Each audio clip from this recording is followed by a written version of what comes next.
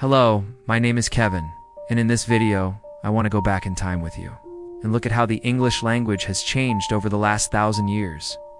I know that sounds like an impossible task, but I promise it's going to be fun and simple.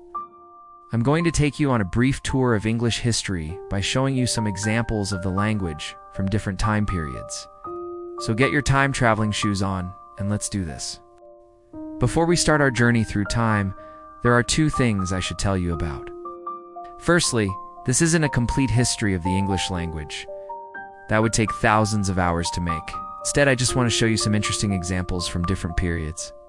Secondly, we're only going to talk about one variety of English at a time. What I mean by this is that we will look at the language used in England and Great Britain throughout history. If you are interested in learning about other varieties of English, such as American English or Australian English, then you should definitely check out some of the resources I've linked in the description below. So what do you think? Are you ready to go back in time? Let's start our journey in 1066 AD with the Battle of Hastings. This battle is very important in English history because it marks the beginning of the Middle Ages in England. And it's also where we first see the influence of French on the English language. You see, until 1066, the language spoken in England was called Old English. As the name suggests, Old English is the earliest form of the English language that we still have written examples of today. It developed from the West Germanic languages brought to Britain by Anglo-Saxon invaders in the 5th century, and it remained the dominant language in England until the 12th century. It may be difficult for you to understand, but this is a famous excerpt from an Old English poem called The Seafarer, which was written around 850 AD. Oft sild seefing seedle Gertigum, Gimliot gast on land, for his erring worth him. If you can understand this, well done. But don't worry if you can't. Most native speakers couldn't either. It was until the 12th century, when the language had evolved into Middle English, that native speakers could read these texts again. In 1066, William the Conqueror, Duke of Normandy, claimed the English throne and defeated the English king Harold Godwinson at the Battle of Hastings. After the battle, many French people moved to England and began to dominate the government and society. As a result, Old English changed and eventually became Middle English. Middle English refers to the language spoken in England between the 12th and 15th centuries.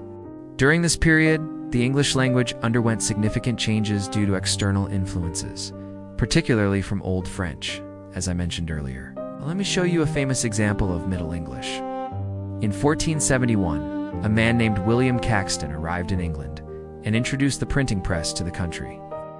Before this time, books were handwritten, which made them expensive and rare.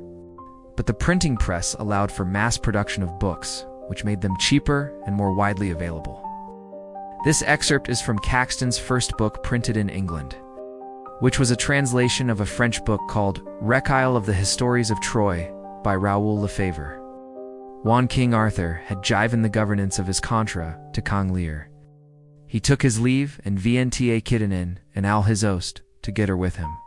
As you can see, Middle English still has many similarities to Old English, but it is much closer to Modern English. You might even be able to understand it without too much difficulty. Let's move on to the next period in English history, which is Early Modern English. Early Modern English is the form of the language spoken in England from the 16th to the 18th century, encompassing the reigns of monarchs like Queen Elizabeth I and King James I. This era witnessed significant transformations in England, including major changes in the English language.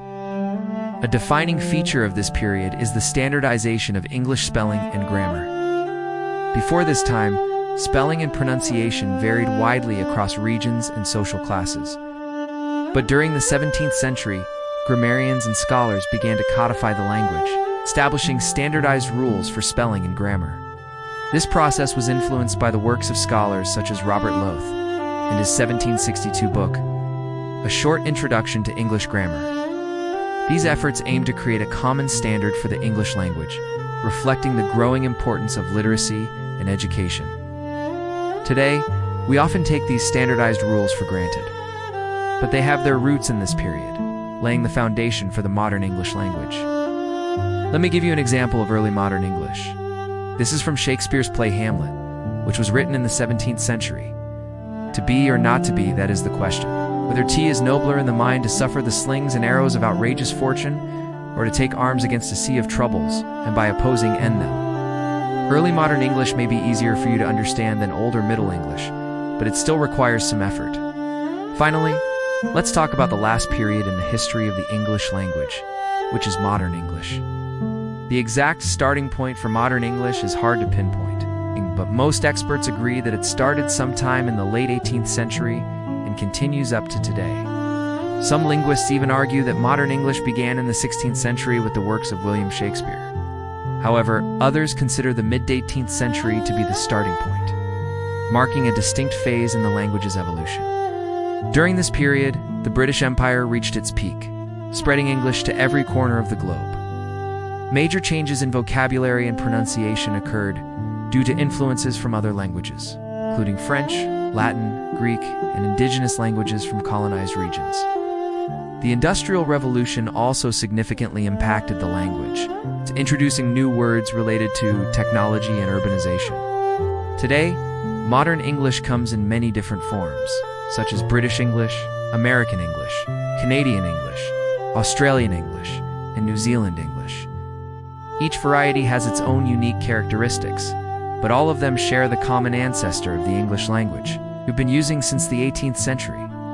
Now here is a sentence in modern English. The quick brown fox jumps over the lazy dog. This sentence is a pangram, meaning it uses every letter of the alphabet. It was first published in 1862 in the Bell, Its Life in London newspaper, and was created by an advertising writer named Richard Marchington. Back then, typewriters only had uppercase letters, so he wanted to create a sentence that used all the letters to test the typewriter. Anyway, now you know how the English language has changed over the last 1,000 years. Do you feel like you can travel back in time and understand people from different historical periods? Let me know in the comments below. If you enjoyed this video, please give it a thumbs up and share it with your friends. Also, let me know what you think about this kind of time travel English. Is it helpful for you to understand the history of your target language? I hope you have a great day, and I will see you in my next video.